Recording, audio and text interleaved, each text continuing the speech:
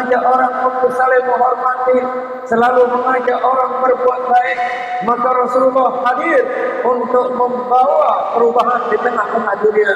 Perubahan yang dibawa oleh beliau tidak lain adalah innama bu'istu liutammima makarimal akhlak.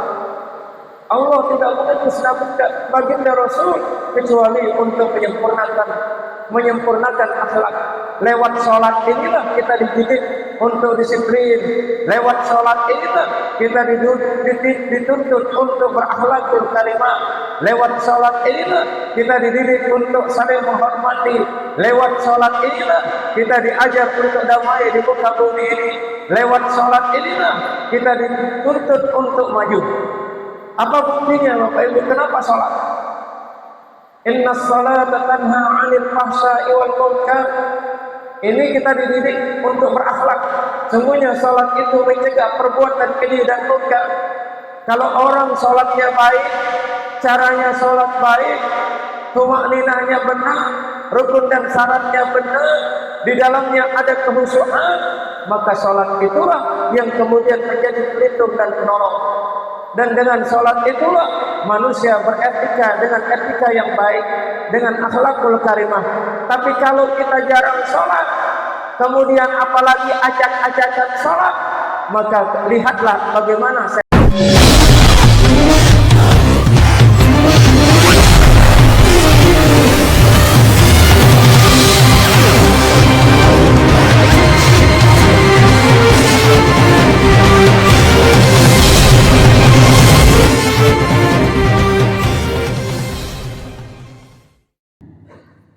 Assalamualaikum warahmatullahi wabarakatuh.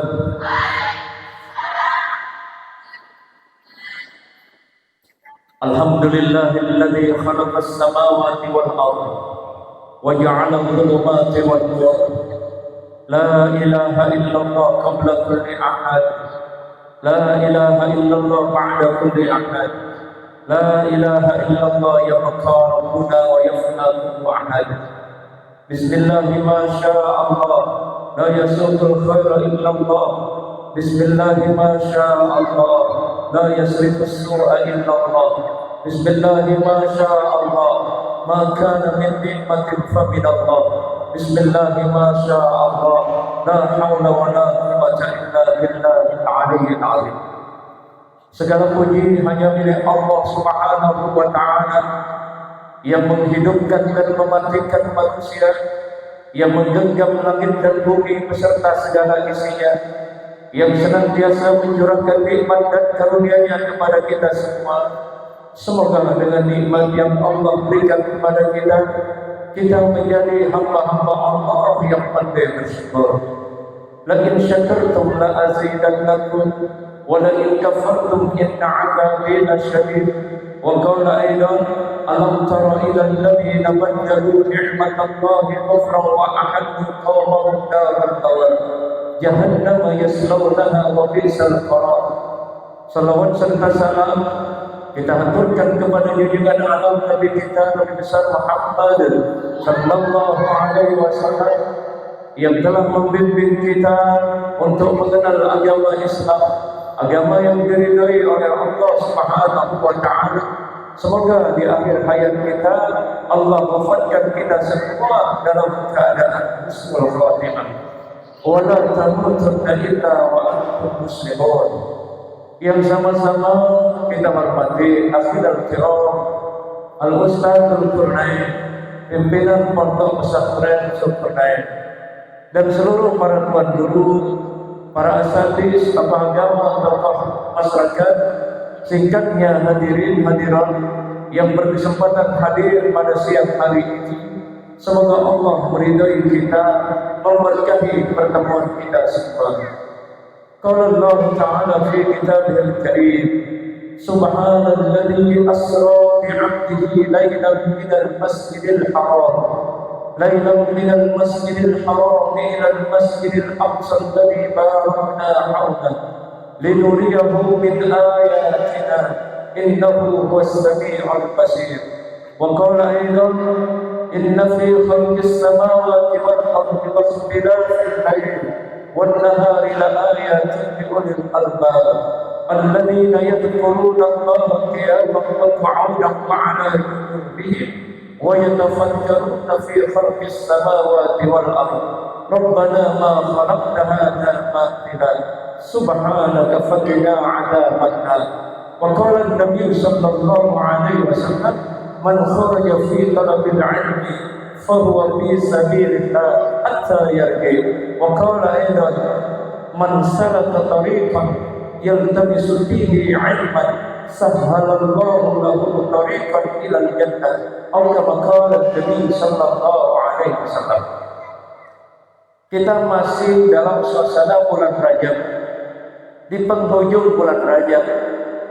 Kata Syekh Abdul Qadir Al-Jailani di dalam kitab beliau yang bernama Al-Bunya, mendefinisikan Rajab itu dengan kata Rajab itu sendiri. Yang pertama huruf Ra, yang kedua huruf Jim, yang ketiga huruf Ba. Ra pada kata Rajab itu maknanya rahmatullah. Jim itu judullah, artinya kemurahan Allah. Ba itu birullah. Tiga hal yang terkandung daripada huruf Rajab. Yang pertama, Allah menurunkan rahmatnya di bulan yang mulia ini. Yang kedua, Allah menurunkan kemurahannya yang begitu besar dan melimpah ruah. Yang ketiga, Allah memberikan kebaikan-kebaikan yang banyak di bulan Rajab. Kenapa begitu banyak kebaikan yang diturunkan oleh Allah? Nabi berkata, Rajab adalah bulannya Allah, Sa'ban bulanku, kata beliau, Ramadan adalah bulan umatku. Dan Rajab ini salah satu nominasi yang dimaksud dengan bulan haram. Inna iddatas syuhuri indallahi 12 syahrun fi kitabillah yawma khalaqas samawati wal ardh minha arba'atun hurum.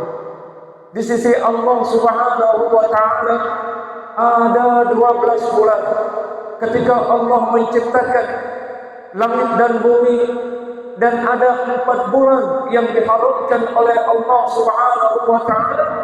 Mana bulan haram? Simbe terkaitin alam bulan haram itu. Si pertama adalah Zulqa'dah, si kedua Zulhijjah, si ketiga Muharram, si keempat Rajab itu sendiri. Rajab menyimpan banyak kebaikan. Yang pertama adalah rahmat Allah. Nah, bagaimana kita bisa mendapatkan rahmat Allah di bulan Rajab? Allah memberikan solusi kepada kita semua. Apa solusi yang ditawarkan oleh Allah untuk mendapatkan rahmat yang banyak dari Allah? Allah menjawab, Inna rahmatallahi qaribun minal muhsinin.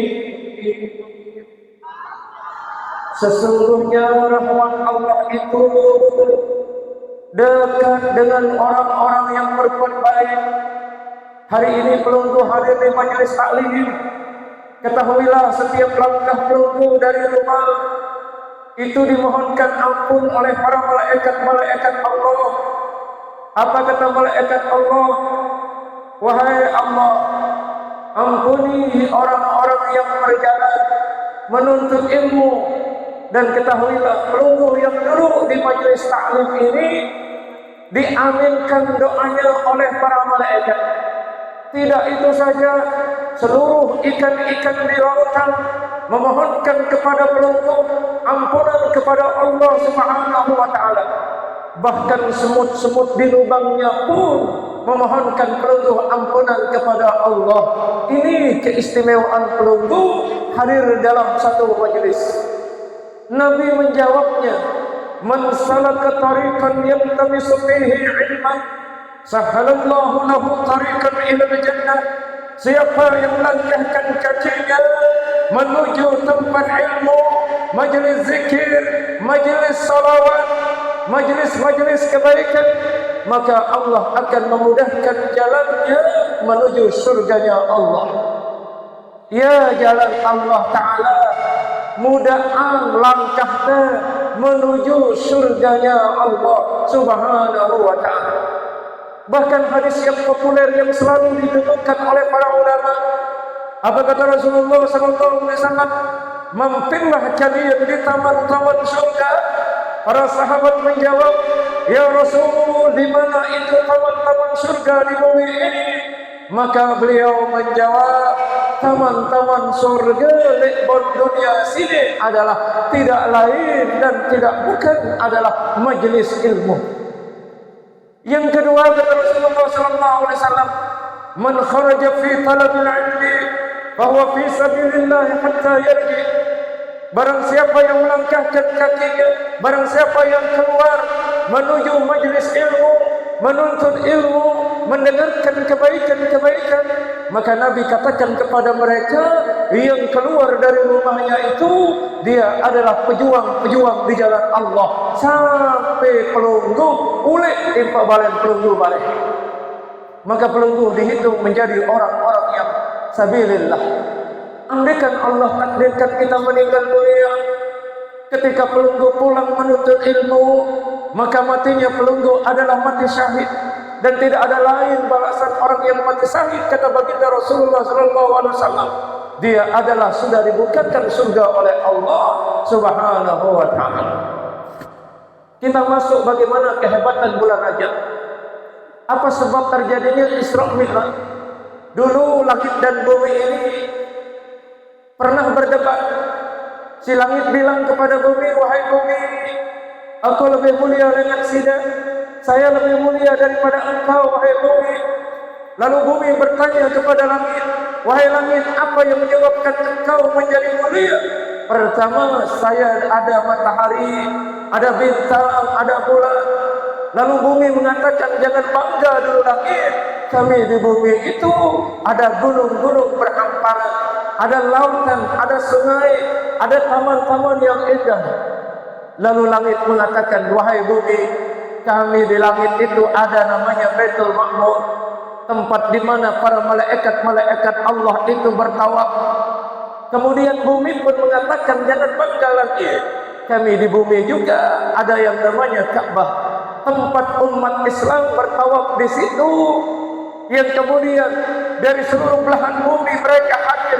Wa adzin bin nasi bil haji ya'tuka rijala wa ala kulli dhamirin ya'tina min kulli fajjin amik. Allah memerintahkan Nabi Allah Ibrahim sallallahu alaihi wasallam untuk menyeru manusia dari seluruh penjuru bumi ini untuk melaksanakan ibadah haji. Ada mereka yang berjalan kaki, ada mereka menggunakan onta. Dari seluruh belahan bumi ini hadir dan tumpah ruah di tanah haram.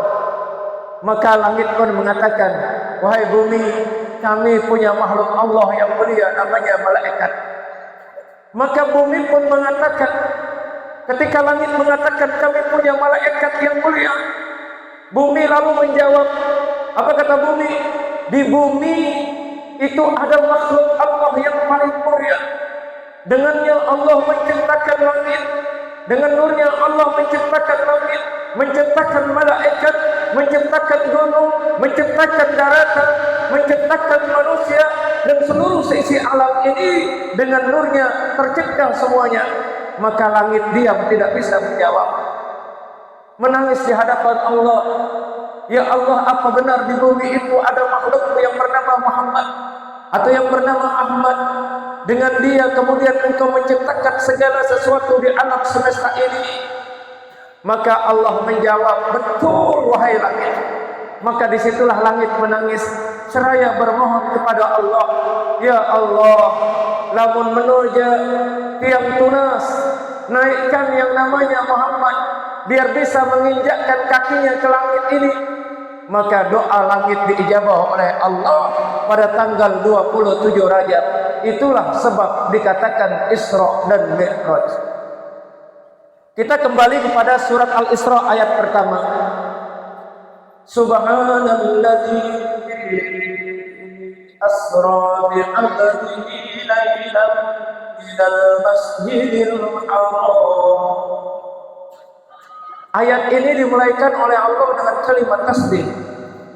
Kata para mufassir, kalau ada ayat-ayat lamunara ayat-ayat sita mulayang sida-sida Allah dengan kalimat tasbih, maka ayat itu memiliki makna yang luas dan dalam, penuh dengan keajaiban dan kegaiban. Ketika Allah Subhanahu wa taala menurunkan ayat ini dengan kalimat tasbih, ada peristiwa yang sangat bersejarah yang luar biasa terjadi pada perjalanan Nabi Muhammad SAW. Apa perjalanan beliau? Kita simak ayat ini. Subhanalladzi asra. Kata asra ini bukan sembarangan perjalanan. Asra ini bukan berjalan biasa, akan tetapi asra ini adalah perjalanan yang sangat luar biasa hebatnya. Maka menurut para ulama, perjalanan asra ini melebihi dari perjalanan kecepatan cahaya. Kalau cahaya kecepatannya per detik 350.000 km per detik. Tapi kalau kecepatan Nabi Muhammad ketika dia asra, ketika dia isra, maka kecepatannya melebihi kecepatan cahaya. Bu, sudah dengar enggak? Dengar enggak? Alhamdulillah hujan mulai turun. Ini rahmat Allah yang diberikan kepada kita. Berdoa ketika hujan turun, maka Allah akan dijabah doa-doa kita. Berdoa di dalam hati. Lanjut, Bu. Lanjut. Simak baik-baik. Subhanalladzi asra. Kalimat asra ini adalah perjalanan yang luar biasa, menembus 4 alam. Yang pertama adalah alam nafsu, yang kedua adalah alam malakut, dan yang ketiga adalah alam jabarut, dan yang keempat adalah alam akhir. Ini yang ditembus oleh baginda Rasulullah SAW ketika beliau Isra dan Mi'raj.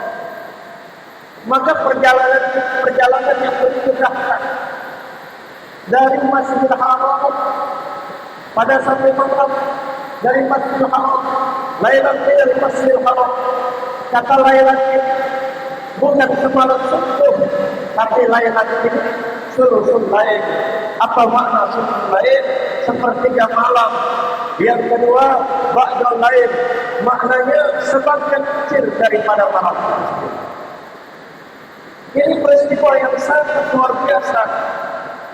Kalau menggunakan pesawat yang paling canggih, kata Imam Nawawi Saroi dalam kitabnya Isra dan Mi'raj, andaikan ada pesawat yang paling canggih, yang paling cepat, yang paling hebat di muka bumi ini, maka miliaran tahun baru akan sampai ke tempat apa yang ditunggu oleh baginda Rasulullah. Akan tetapi dengan perjalanan Nabi yang menskenario perjalanan baginda Rasul, tidak lain dan tidak bukan adalah Allah Subhanahu wa taala. Ini perjalanan yang sangat istimewa. Lalu kemudian kenapa Masjidil Haram disebut dalam ayat ini? Masjidil Haram disebut oleh Allah untuk mendidik kita, mengajar kita supaya kita bisa memahami semua perbedaan, semua adat istiadat dan budaya. Kenapa? Karena di Masjidil Haram itu hadir semua manusia di belahan bumi ini. Yang dari Amerikanya ada di situ, yang dari Jermannya ada di situ, yang dari Arafahnya, Afrikanya, dan seluruh mancanegara hadir di situ. Itu Allah ingin mendidik kita untuk mengenal sebuah peradaban itu, untuk mengenal semua perbedaan di alam kita ini. Karena dengan perbedaan hidup menjadi indah. Dengan perbedaan Allah akan memberikan kebaikan-kebaikan di dalamnya. Dengan perbedaan kita akan memahami kehidupan hidupnya. Itu sebabnya Masjidil Haram itu. Oleh sebab itu kita sebagai kaum muslimin ketika berbeda, jangan perbedaan itu sebagai jalan kita untuk berpecah belah. Jangan gara-gara perbedaan itu kemudian kita tidak saling tegur. Jangan gara-gara perbedaan itu membuat terjadinya permusuhan di antara kita. Tapi justru perbedaan itu menjadi wahana untuk kita bisa mengenal lebih banyak manusia di muka bumi ini, lebih mengenal daripada strata kehidupan manusia, dan lebih mengenal tanda-tanda kuasa Allah. Jarak perjalanan yang ditempuh oleh baginda Rasulullah SAW antara Masjidil Haram dan Masjidil Aqsa itu perjalanan yang luar biasa. Perjalanan yang luar biasa. Kalau kata para ulama, perjalanan biasa itu 40 hari 40 malam. Namun dalam perjalanan baginda Rasulullah SAW itu ditempuh dalam beberapa menit saja. Maka tak heran kalau kemudian banyak orang-orang yang buta, banyak orang-orang yang ingkar, yang tidak percaya dengan peristiwa Isra dan Mi'rajnya Nabi Muhammad SAW. Tapi bagi Allah mudah oleh Allah Ta'ala untuk memperjalankan hambanya dalam tempo yang sangat singkat, dengan kecepatan yang melebihi kecepatan cahaya, melebihi kecepatan superjet, melebihi kecepatan roket dan lain sebagainya. Tidak ada yang membandingi, yang mampu menandingi perjalanan baginda Rasulullah SAW. Kenapa? Di balik perjalanan beliau ada kekuatan Rabbani, ada kekuatan yang maha dahsyat, yakni Allah Subhanahu wa Ta'ala. Lalu apa tujuan daripada Isra dan Mi'raj? Tujuan daripada Isra dan Mi'raj tidak lain dan tidak bukan menjemput solat 5 kali sehari semalam, solat yang menjadi tiang agama. Solat inilah yang akan menjadi cahaya, solat yang akan menjadi jalan, solat yang akan menjadi pelindung dan penolong. Bagaimana dalilnya? Ya ayyuhalladzina amanu ista'inu bis-sabri was-salah. Innallaha ma'as-sabirin. Hai orang-orang yang beriman, ista'inu bis-sabri was-salah. Mohon pertolongan, mohon perlindungan dengan apa? Sabar dan salat. Jadi salat yang menjadi teknik. Orang yang banyak melakukan salat, yang khusyuk dalam salatnya, yang baik cara mengerjakan salatnya, maka itu akan menjadi penolong bagi orang-orang yang salat. Penolong dari murka Allah, penolong dari azab kubur, penolong dari azab akhirat. Artinya orang-orang yang salat itu akan dimuliakan oleh Allah dan ditinggikan derajatnya oleh Allah. Itulah yang disebut dengan Isra dan Mi'raj. Isra dan Mi'raj yang kita lakukan hari ini hanya mengenang peristiwa terjadinya di bulan Rajab. Tetapi hakikat daripada Isra dan Mi'raj adalah kita melaksanakan salat 5 kali sehari semalam. Itulah Isra dan Mi'raj kita. Kalau Nabi di Isra dan Mi'rajkan oleh Allah, sebelum dia dinaikkan oleh Allah menghadap dia, maka terlebih dahulu dibelah dadanya, kemudian ditanamkan 3 kekuatan. Yang pertama adalah iman, yang kedua adalah ilmu, yang ketiga adalah hikmah. Iman, ilmu, dan hikmah. Ini yang ditanamkan di dalam diri Rasulullah SAW. Makanya hanya dengan imanlah kita bisa menerima peristiwa terjadinya Isra dan Mi'raj. Kalau menggunakan akal, jebol akal kepada selalu. Menggunakan akalnya, mikiran perjalanan Isra dan Mi'raj, maka otak kita rusak, tidak mampu untuk merekam peristiwa terjadinya Isra dan Mi'raj.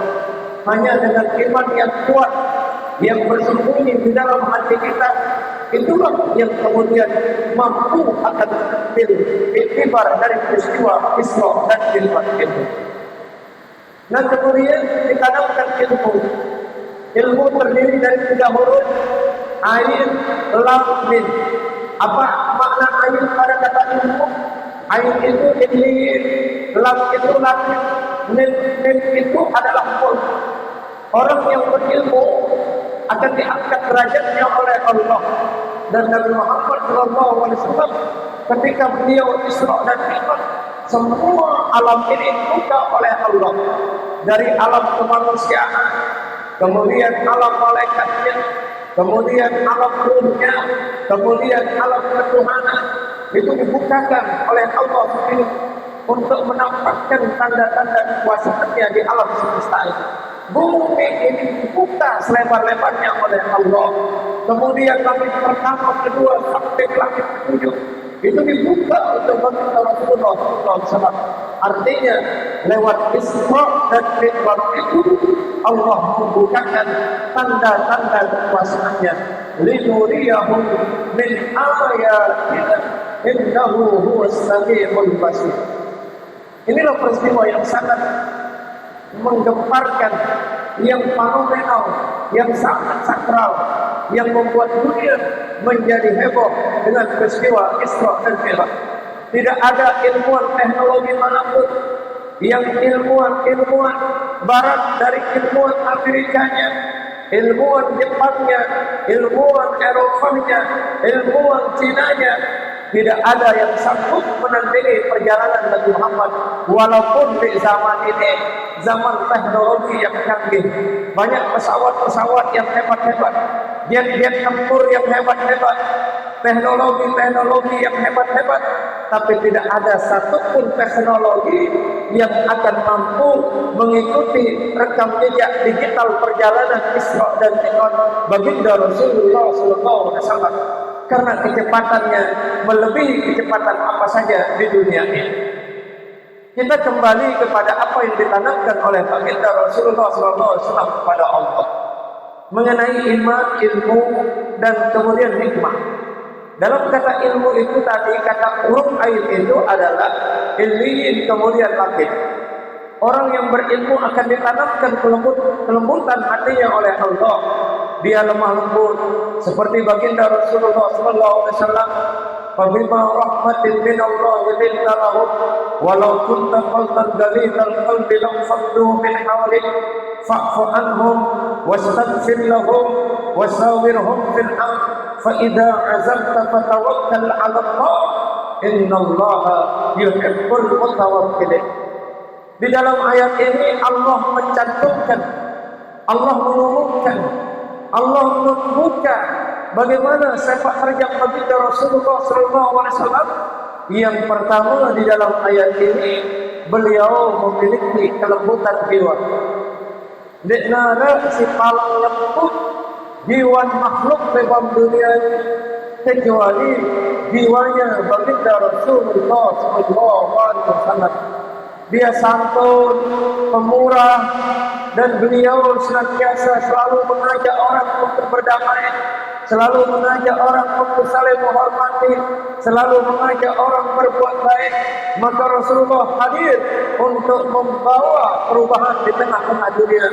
Perubahan yang dibawa oleh beliau tidak lain adalah innama bu'istu liutammima makarimal akhlak. Allah tidak mengutus baginda Rasul kecuali untuk menyempurnakan akhlak. Lewat sholat inilah kita dididik untuk disiplin. Lewat sholat inilah kita dituntut untuk berakhlakul karimah. Lewat sholat inilah kita dididik untuk saling menghormati. Lewat sholat inilah kita diajar untuk damai di muka bumi ini. Lewat sholat inilah kita dituntut untuk maju. Apa buktinya Bapak Ibu? Kenapa sholat? Inna sholata tanha 'anil fahsya'i wal munkar. Ini kita dididik untuk berakhlak. Sungguhnya sholat itu mencegah perbuatan keji dan munkar. Kalau orang sholatnya baik, caranya sholat baik, tumakninahnya benar, rukun dan syaratnya benar, di dalamnya ada khusyukan, maka sholat itulah yang kemudian menjadi pelindung dan penolong. Dan dengan sholat itulah manusia beretika dengan etika yang baik, dengan akhlakul karimah.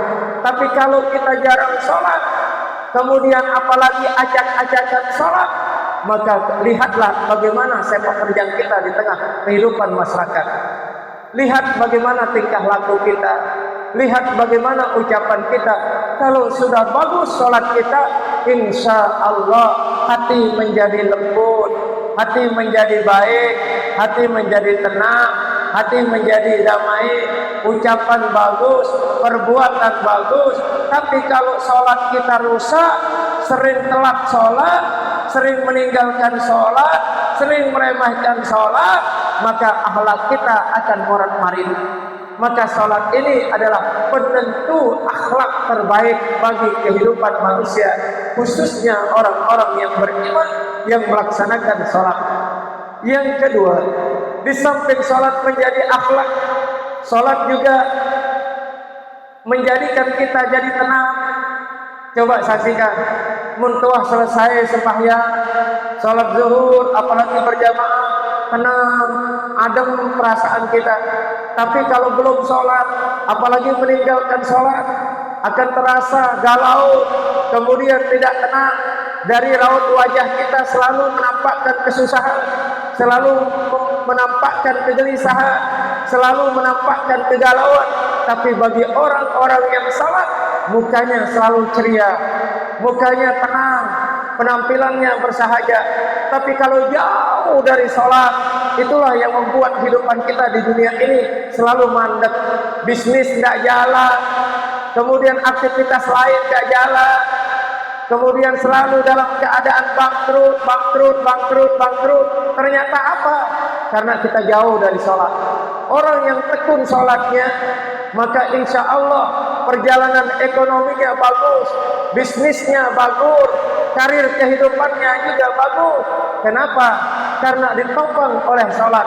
Dan ketahuilah, sholat itu menjadi benteng dan pelindung bagi orang-orang yang melakukan sholat. Lalu yang ketiga, sholat itu menjadi cahaya. Apa buktinya?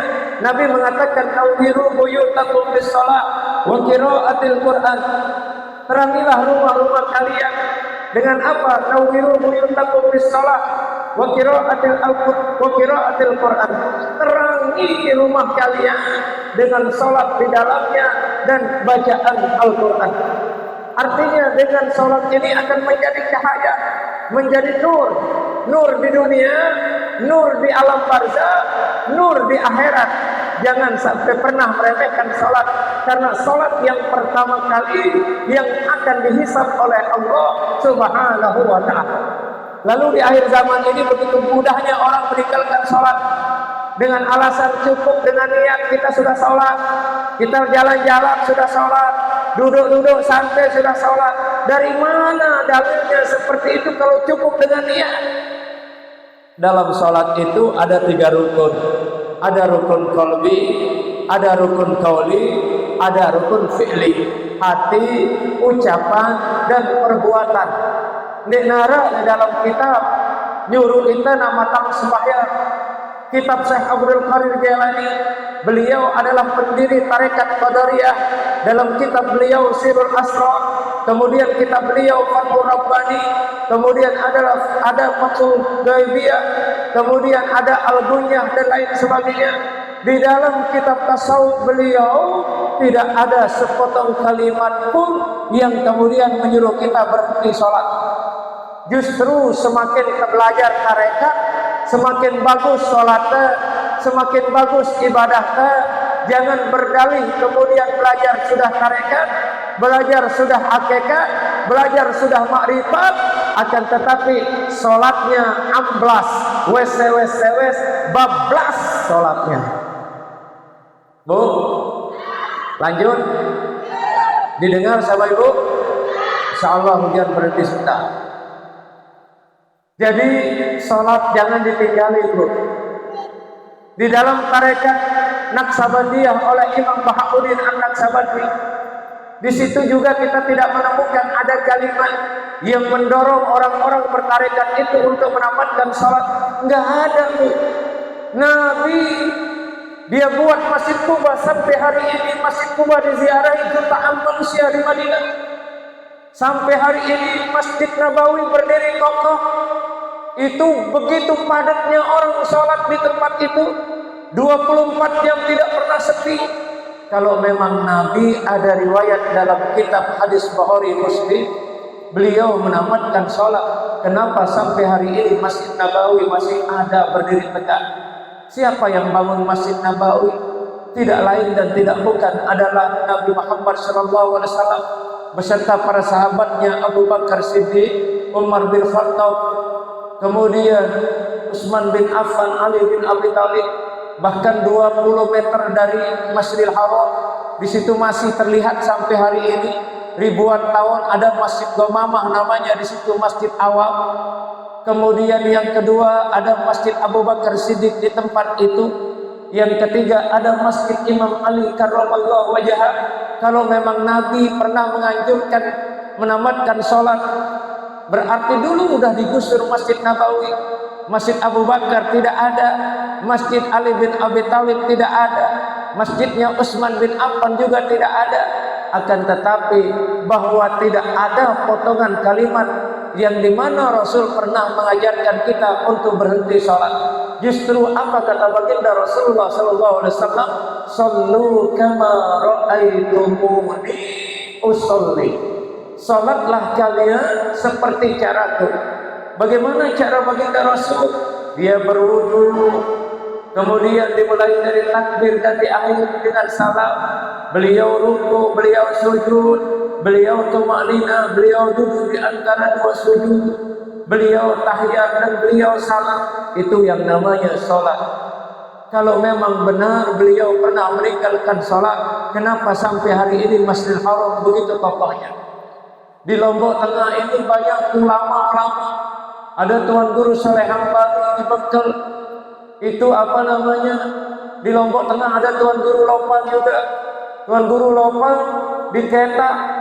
Apakah beliau mengajarkan murid-muridnya menamatkan sholat? Enggak. Tuan Guru Hambali di Lombok Barat mengajarkan murid-muridnya menamatkan sholat? Enggak. Bahkan beliau bangun masjid di tempat pendidikan di situ. Jadi ulama-ulama kita yang sepuh-sepuh di Lombok Tengah ini tidak pernah mengajarkan muridnya untuk menamatkan sholat. Tuan Guru Pelunggu di sini, Tuan Guru Mustajab, pernahkah beliau mengajarkan Pelunggu untuk menamatkan sembahyang? Wah, yang ngajar sini namatkan sembahyang ki. Justru beliau terus mengajarkan Pelunggu untuk sholat. Imam Syafi'i punya kitab namanya Al-Um. Di bab sholat beliau tidak juga mengajarkan kita menamatkan sholat. Imam Malik punya kitab namanya Al-Muwatta. Di situ di bab sholat tidak ada sepotong kalimat pun yang Imam Malik katakan boleh kita meninggalkan sholat. Tidak ada. Imam Hujjatul Islam Abu Hamid Muhammad bin Muhammad Al-Ghazali Al-Tusi di dalam kitab tasawufnya Ihya Ulumuddin, kemudian dalam kitab tasawuf beliau yang lain Mukasyafatul Qulub berbicara tentang salat. Imam Ghazali tidak pernah mengajarkan kita juga menamatkan salat. Imam Syafi'i, Imam Hambali, Imam Maliki, Imam Hanafi, di 4 mazhab itu tidak ada satu potong kalimat pun di antara 4 imam ini yang menyuruh kita menamatkan salat. Amit-amit di zaman modern ini luwih dengan namatkan salat. Betul tidak? Tarekat apa yang mereka tuntut? Itu namanya tarekat malas. Itu namanya tarekat molah. Itu namanya tarekat mendak. Apa kenanda malas bahasa ini?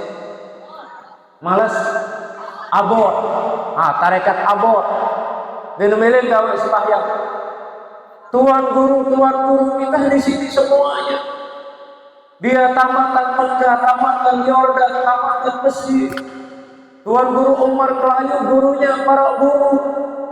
Itu yang lahir pada tahun 1700-an. Kalau memang beliau menamatkan sholat, kenapa Masjid Kelayu dibangun beliau? Sampai hari ini masjid itu berdiri kokoh.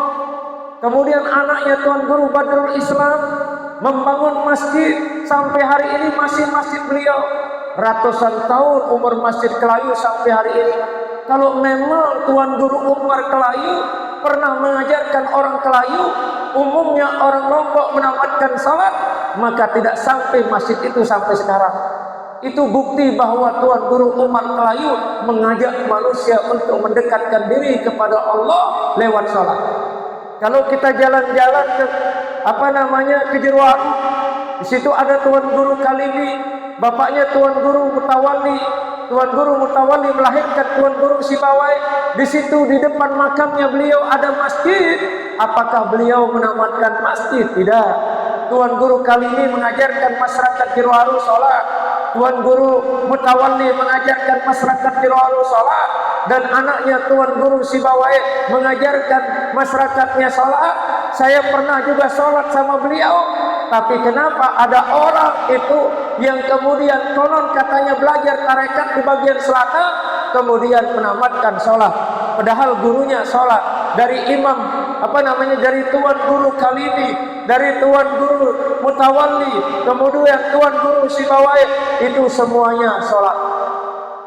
Lalu kita di Tibu Siso, ada Tuan Guru Rifai di situ. Dia mengajarkan masyarakat Tibu Siso sholat. Sampai hari ini ada masjid di Tibu Siso.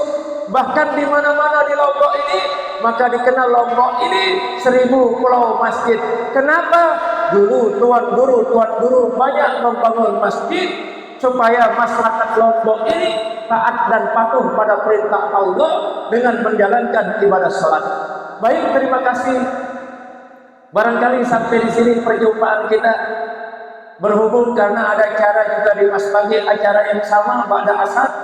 Semoga pertemuan kita diberkahi oleh Allah Subhanahu wa taala, dan semoga pondok pesantren ini dijaga oleh Allah, diberkahi oleh Allah, dimajukan dan dimakmurkan oleh Allah, dan semua masyarakat sini mudah-mudahan mendapatkan keberkahan dari Allah Subhanahu wa taala. Terima kasih atas segala perhatian. Mohon maaf atas segala kekurangan. Wa ma taufiqi illa billah.